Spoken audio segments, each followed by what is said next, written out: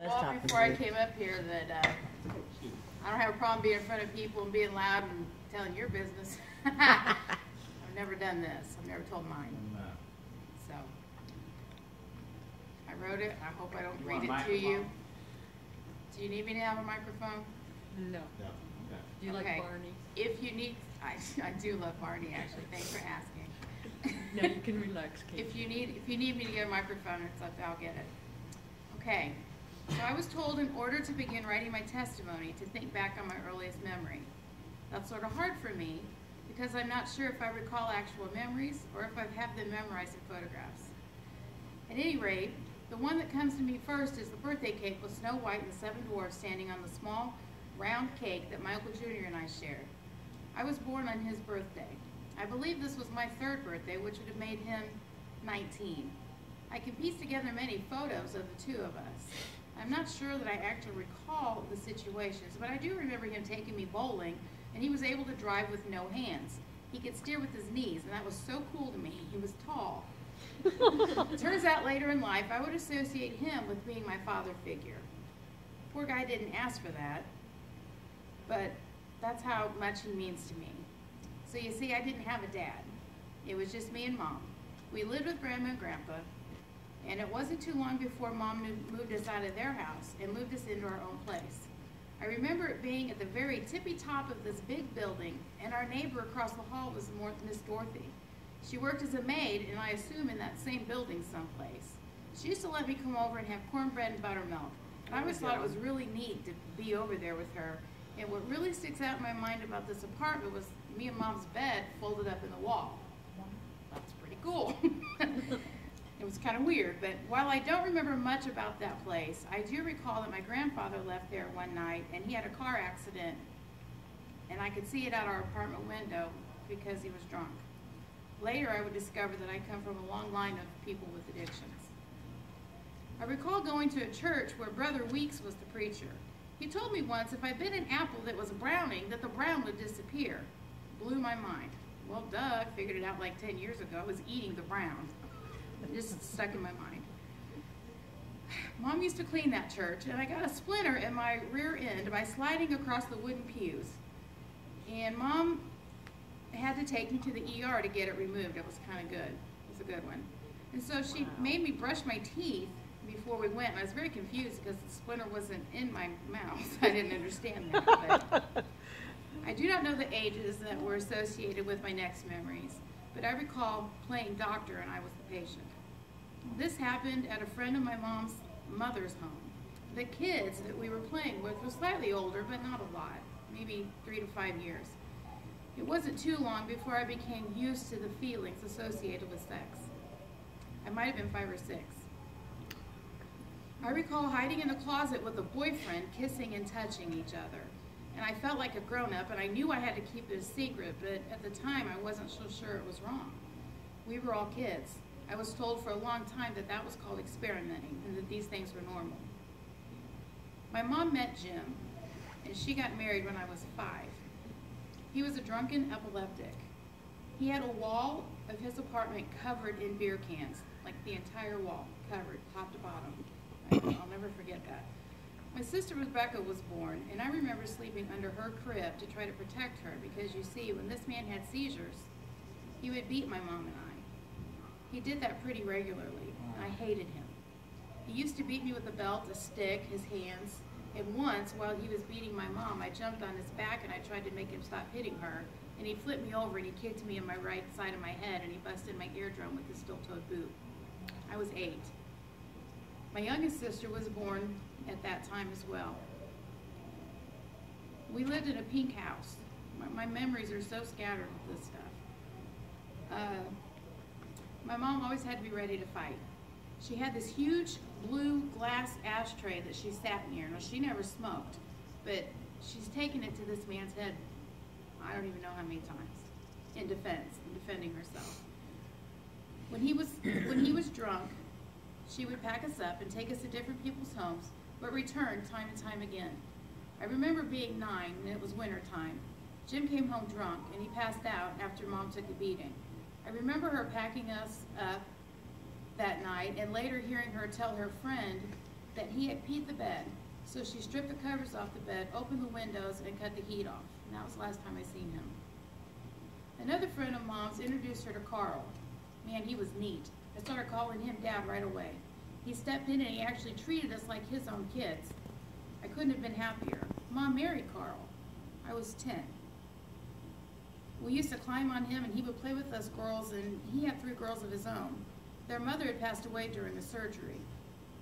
The girls lived with their grandparents, but they would come to us on the weekends and things, and our happy little family moved again. The Wizard of Oz was my all-time favorite movie. Every time it came on, Mom made an event out of it for us. She would make special snacks, and we would all pile around the TV. This particular year, I'd happened to have been sick. I was laying on the couch, and Dad began to touch me inappropriately. Remember when I said that I'd become used to the feelings that were associated with sex? Yeah, I just laid there. I was paralyzed. I didn't know what to do, so I did nothing. It wasn't too long after I was asleep on the couch and another time that he stood over me from the head of the couch and he began touching me again. But this time I told my mom. She wasn't so sure she believed me, but she did take me and some clothes and took me to a friend's house. One of those same friends who she would take us to during the beatings. I thank God for this lady. By the time this was all done, he had convinced Mom that the cat must have been needing me there. Now look, this was not the cat. Time went on, and we moved down to Carlisle from Lake County, Indiana. Mom was totally on board because Gary had started to become a pretty dangerous place. And while I was furious at the idea of moving to a small town USA, I called it Hicksville, it turned out really to be the best thing. I was 13 years old. I was getting ready to go into the 8th grade. I must have talked funny because when people would ask me my name, I would say Michelle Nod, and what they heard was Michelle Nad. I guess I brought my Chicagoland accent with me here. I'd made a couple of friends during the summer. I'm sure wasn't excited to be there because I was expecting bib overalls, bare feet, chewing on straw, and a floppy hat. Turns out they dressed just like we did from up north. Going to junior high in a tiny town was a culture shock. I decided to try out for special singers. Something I didn't know about a small town was that you had to have the right name or the right money to be picked for things. And since I had neither, I didn't make that special singers. But I sure had a solo at every show that we did. In this school, I met what would become my very best friend, Amy. Her grandmother and my grandmother actually knew each other from many, many years ago and 4 hours apart. We never have figured out how that happened, but they did. Amy and I got into everything together, and we're still friends today. 8th grade came and passed. It was on to high school in a bit bigger town, Sullivan. I had some friends, and we had fun. It was the summer before my freshman year, and I wanted a boyfriend. But being I was overweight and I didn't have the name or the money, that didn't happen the way that I'd hoped it would. But I did have Old Faithful to fall back on. Sex. We became plugged into a church, and I was there every single time the doors were opened, literally. There were boys in a youth group that I liked, but they didn't return that feeling. So while an active member of this group, I began to be bad. Doing whatever I had to do to fit in. And boy, did I put on a show at church. I got saved about once a month. My sophomore year, our neighbor had a son come over. He was way older than me, as in he had teenage children himself. He would take me out shooting a .22 rifle, and I was a good shot. But then don't you know what happened next? In his truck, he began to touch me. It makes me sick to consider this now.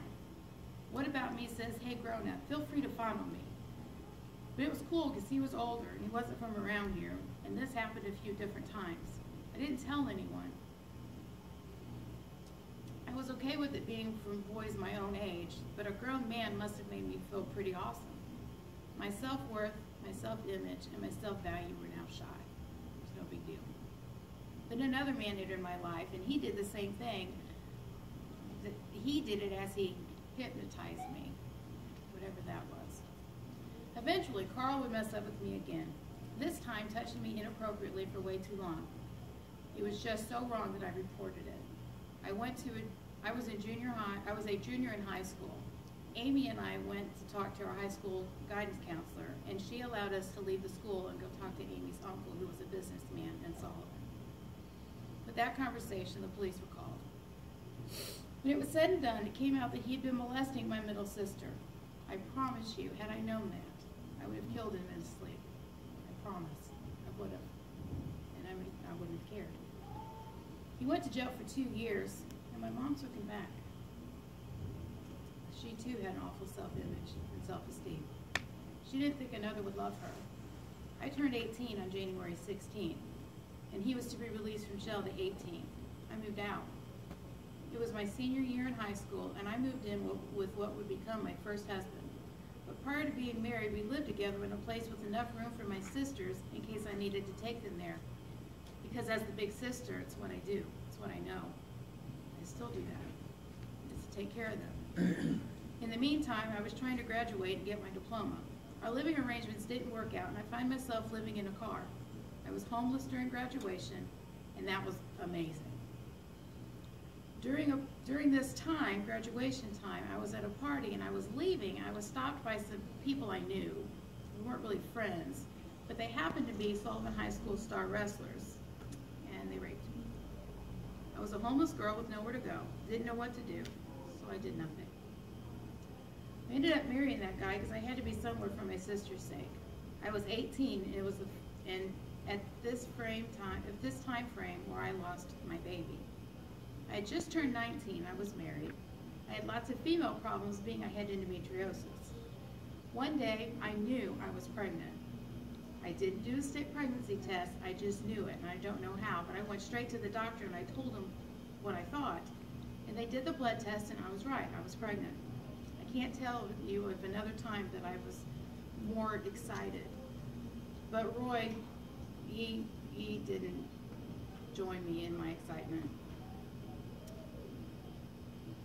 That made me very sad that he didn't share in this, but eventually he came around. He worked nights in the post office, and he brought home a toy car and a blanket. He was on board finally. I used to babysit a little boy named Tommy. He was the sweetest little guy. We decided that we wanted a little Tommy too, and we decided on the name Thomas James. James was Roy's dad's middle name, and it made sense. Just a few short weeks later, I felt some terrible cramping, and I called my mom to come over. While Mom was there, I had my baby in the toilet. Forgive the details, but they're my details. Mom scooped the baby out and put him in a mushroom jar. I no longer buy mushrooms in a jar, by the way. And I carried him to the ER.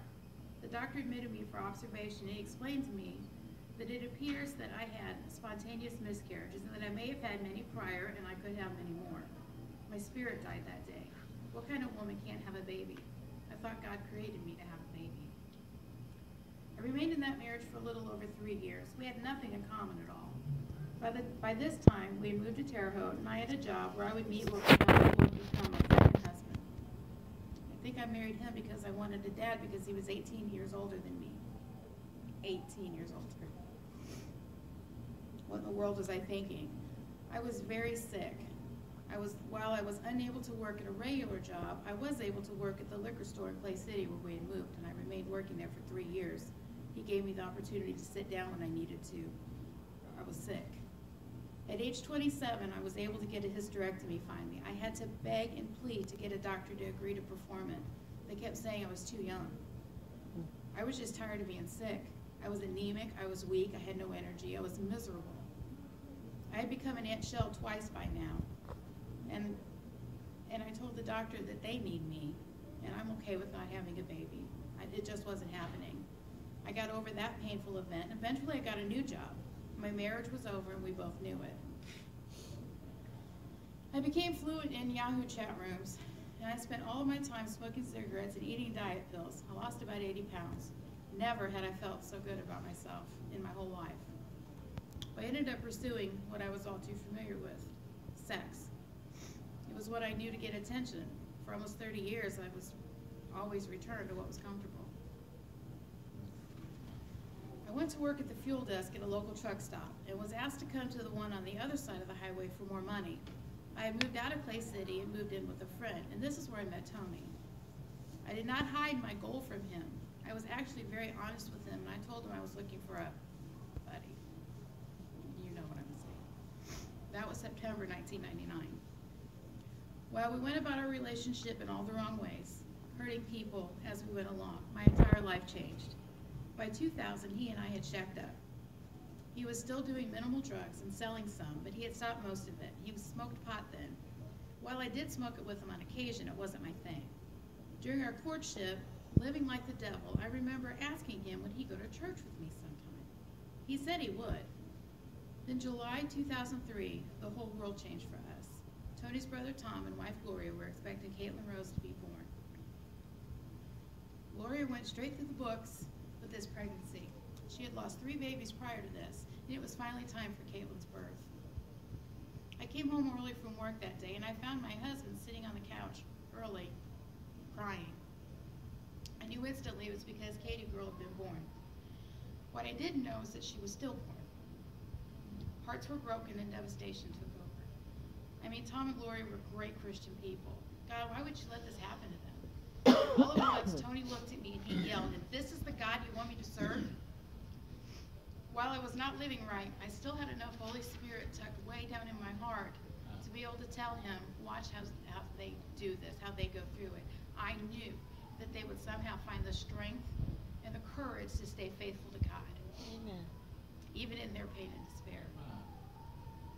We spent the next few weeks with them, just there to play basketball or share a meal with them. And then they decided it was time for them to return back to their church. And they called us and asked us if we wanted to go. You guys know this part because Tony told you. I couldn't believe it, but Tony agreed. We went to the Clay City Church of God, and something happened there. God was able to minister to Tony, and of course minister to me. This event changed the course of history for both of us. Tony and I both got saved, and we were finally able to be married October 25th, 2003. Amen. We eventually came to Terre Haute Church of God the following April, because I'd been invited to come here to see this lady about this big do a revival. She scared the crap out of me.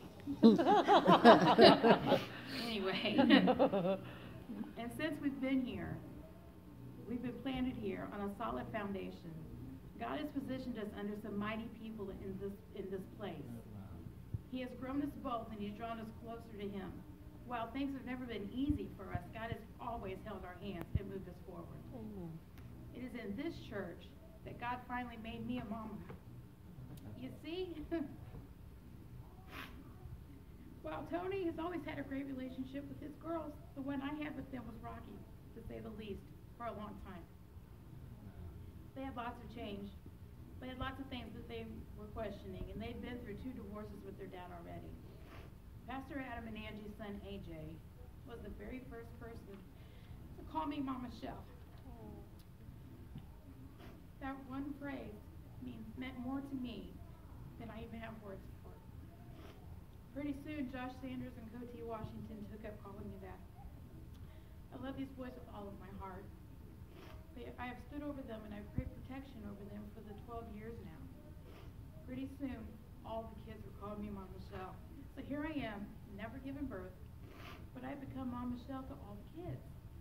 God took me from my rotten past, my bad choices, and my disobedience, and he promoted me to the director of this church, this children's ministry. I have more kids now than I would have ever been able to have on my own. I'm a godmother to Janai, and I'm a bonbon to Lane, my grandson. He calls me bonbon. So cute. I don't know why he calls me that. God's favor is shown upon me in words that I can't explain. I have a great relationship with T and Whitney now. I am considered a leader in this house. I struggle with that title because I don't require it, nor do I deserve it. I have been accepted into this family right here, and my husband and I have been encouraged and poured into not only by our bishop, but many others in this place. Remember when I mentioned Tom and Gloria's baby not making it? 5.5 years ago, a lady in this church told me that she knew a young mother who was going to abort her baby unless someone would take it. I told the lady I knew the perfect couple who would love her and be able to provide the very best life for her that she could ever dream of. So literally, I got to be a part of choosing my niece Marissa. Amen. Being a mother is the one thing I longed for more than anything else that this life had to offer. God knew my heart's desire, and He granted me this. You guys are getting to hear the unedited version of what I'm calling my story. While I've not had a drug and alcohol addictions, I have had sexual addictions and cigarette addictions and food addictions. The Lord strengthened me to be able to stop smoking cold turkey. Now, I can't say that I was delivered because I wasn't. That was hard. It was probably the hardest thing I ever did on my own. In June 2014, I began my journey to overcoming the food addiction for my health. I had been wearing an insulin pump for 4 years, and I was simply sick and tired of the tubing being attached to me all the time. I began to exercise and watch what I ate. I became mindful of how much Diet Pepsi I drank. In July, Tony and I joined the YMCA. Amen. Gym?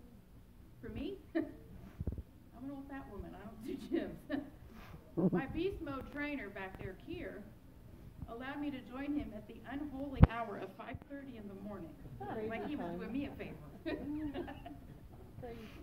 And he began to teach me principles, techniques, and habits. I didn't miss a morning. I spent the first 2 to 3 weeks proclaiming, "I'm a weenie, I can't." They're like, "Oh, I can't." And they kept, and my husband and Kier both, "No, you're not. You're new. You've never done this before." The members of the Y that we worked out with, we have a group, and they were right there with us. They, "You can do this. Keep going. You're a beast." We made a great team beast. So who would have guessed at age 43 my physical health would become important to me, because it sure wasn't me. I've lost a little over 25 pounds. It's been slow, and sometimes I would be beat down by the scale. It took me forever to show change there. And now I'm proud to say that I'm an active member of Refit with Carrie. It's sort of like Zumba, but it's without all the sexual moves and the nasty music. It's dance to Christian music, and it's a blast. This is something I've never been able to do due to my health and condition of this old body, but God. I could continue to testify to the Lord's greatness, but I'm going to land it here. But before I do, God told me I needed to tell you how I had to forgive Carl. I was at an event, a church event, and I've been told 100 times, you have to forgive, you have to forgive. You're not going to be forgiven unless you forgive. But what he did to me, no, you have to do it. And so I literally had to say, God, I forgive him. I don't mean it, but I forgive him. And I had to say it again the next day. God, I forgive him.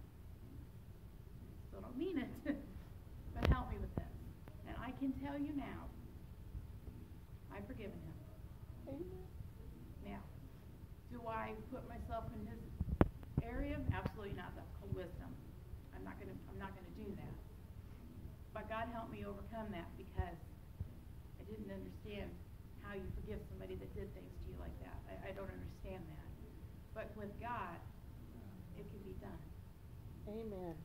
The other thing that I didn't tell you in here was that while we were at the Clay City Church, it was Father's Day. And the pastor's wife came up to me, and I was crying. I hated Father's Day. I hated Father's Day. I don't have a dad. And the lady came up to me, and she said, I need you to put her arm around me. I'm crying. She said, I need you to know that you have never been unloved. You have never been alone. That you have the greatest father ever. A year and a half later, I called my dad, my father, my birth father. Said, I need to speak to Jake, and he said, this is him. I said, well, this is Michelle from 33 years ago. Do you remember me? He said, yeah, I do. Hillbilly. Please understand.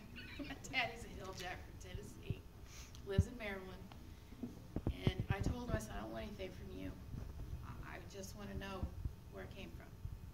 I have all these health issues. I need to know where the heck they came from. Not on my mom's side of the family. That's all I knew. And so I hung up. That was on a Thursday. Tuesday, my phone rings, and I picked up my phone.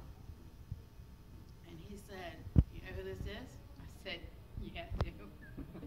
He said, this is how it's going to work. I'm going to call you. You don't call me. Hell broke loose in my house this weekend because I had to tell them who you were and what happened. And I spent the whole weekend in a hotel trying to drink you away. That man called me every single day. 5 years, Tony? There's nothing about me he doesn't know. It wasn't until God was able to minister to my heart that I've always had a father that he let me meet my dad. And the reality is, I wouldn't have liked that man when I was young. There was no way. There's no way. I had to go through all the things I had to go to have the strength to have a relationship with him now. And I love my dad. He's crazy. The man spent his entire life a complete alcoholic. And when I did get a hold of him, he begged me to be angry with him. I said, why? What can you do? It's been 33 years. And when he finally got over the fact that I wasn't going to be angry with him, he's all but stopped drinking. The guilt of not knowing anything about me, dead or alive, he had no idea. He had no idea. Dead or alive. It was on him so heavy that he didn't know what else to do. So all of these things that I've been through, that I've lived with, God has turned